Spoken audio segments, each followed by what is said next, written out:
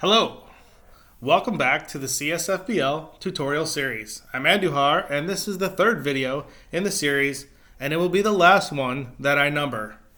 I've taken a linear approach to the video so far because that made the most sense to me. In video 1, I described CSFBL and talked about getting an account. In video 2, I explained the best ways for recruiting a team. In this video, I'll start from the moment you recruit a team and give you an overview of the team and what can be done to prepare for simulating games. So, here's the team that I recruited in the last video, the Jackman Lumberjacks.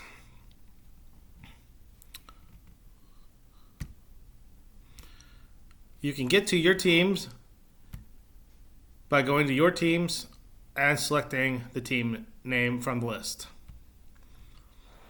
So here are the Lumberjacks. As you can see, the sim date is near the top of almost every page, and we're in the preseason at March 17th. The games will start on April 1st or April 3rd. April 2nd or April 3rd. So on the overview page, you can see your team name, which since I didn't create this team, I can change it.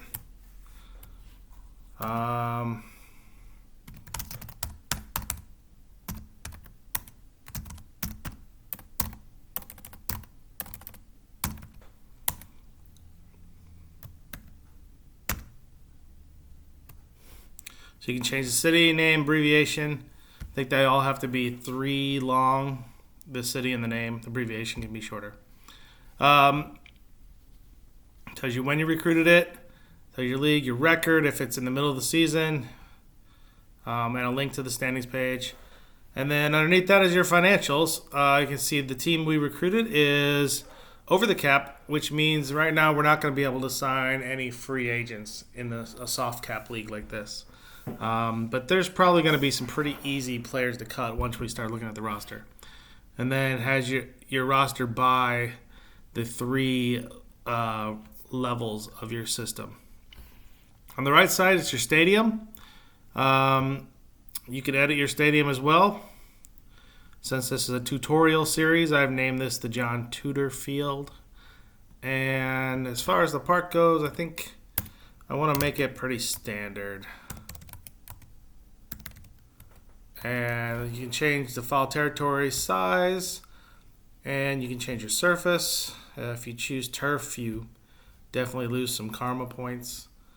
We'll make the fences the same too.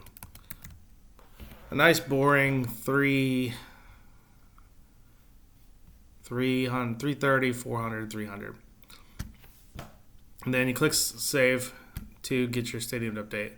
Below that is front office allocations, which is actually more important. You can fund your team based on money that is not spent on your active and AAA roster. And you can fund it into player development, player drills, and batting and pitching scouts. You can spend up to $5 million on each one. I'll go into more detail later, but when you open up this window, you can change each one accordingly. It has to add up to 100 because it's by percent. I'm not going to bother changing any of that right now. Here's where it shows you what your estimated funding will be. If that is your roster, your salary when the clock strikes April 1st. And below that, you can also see the playoff appearances. Shows you all the successes your team has. Since it is currently sim year 2137 for the West Virginia Ninjas, you can see that they have not won a World Series in almost 50 years. So not the most successful team we're taking over here. So probably one of the first things you want to do when you take over a team is go look at the roster, because that's where the players are located, and you can see if you got anybody that's really good or anybody that's really expensive or whatever you're looking for here. So I'll go look at the roster, and a couple things stand out right away. Got some power. We have a center fielder that is 100 out of 100 in slugging. And we definitely have a few more that are in the 80s and one in 90. And we got a really good shortstop who's 27 years old and can field his position extremely well. And if you scroll down, you get more of the pitchers. Pitching, you definitely want to focus on the first four categories. There's that power, finesse, control, and specialty. And that combination, if you got higher numbers or better, and you just want a lot of high numbers together when you're looking at this for the first time, because that makes a pitcher good. And also you want to look a little bit at the EN category, the endurance. If the guy is below 50, he's going to have a lot of trouble going deep in games. You may need to use him as a reliever. So there's your active roster. You also have the ability to look at your AAA roster and your low minors roster.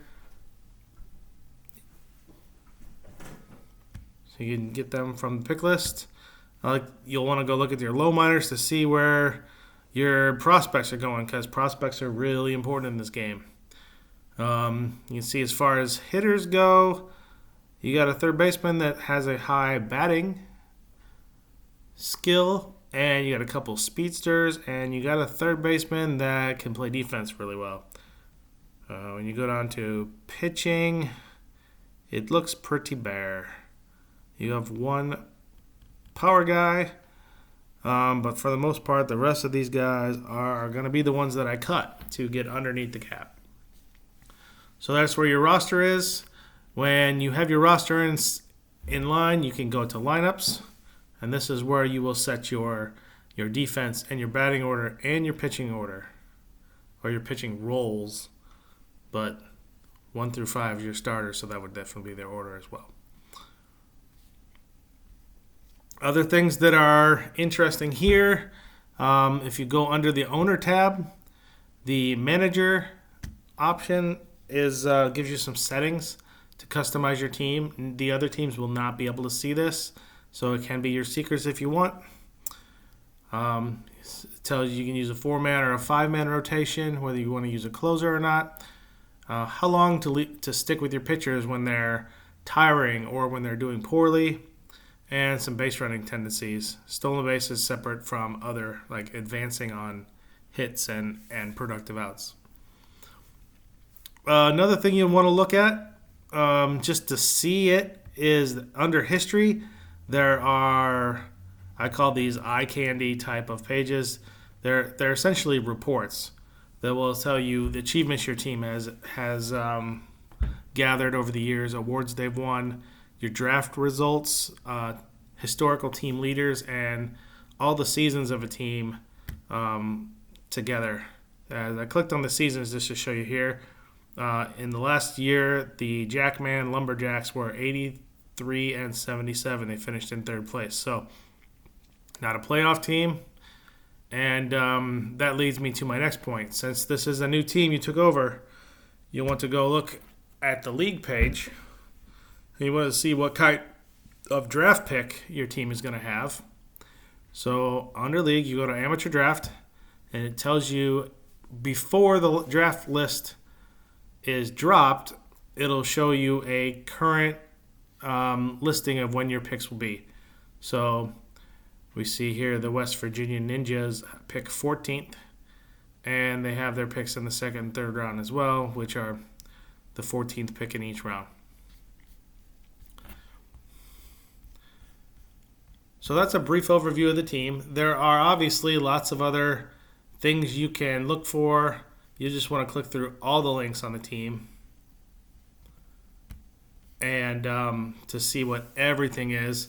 The news is very nice because it tells you all your things in one place that happened, whether it be games or transactions. In this case, I cut a player a couple days ago, Dinkins, so he's listed here, and you can go back and look at that sort of stuff.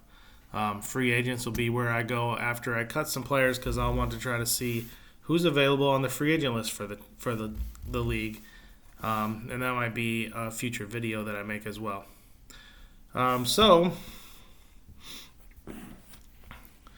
that is about it for the brief overview of the team. I hope you found this video useful. I'll put links in the notes for all the places I visited.